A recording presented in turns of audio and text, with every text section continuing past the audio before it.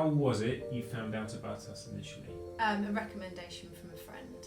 Okay. And what was your reason for coming in initially? Months of being adjusted by someone, but nothing helping.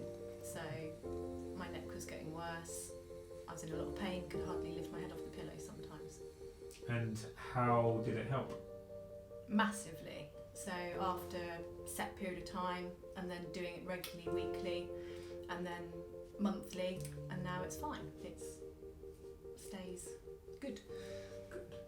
And would you recommend it to other people? Absolutely. And have you recommended chiropractic to anyone else yet? Yes, I have.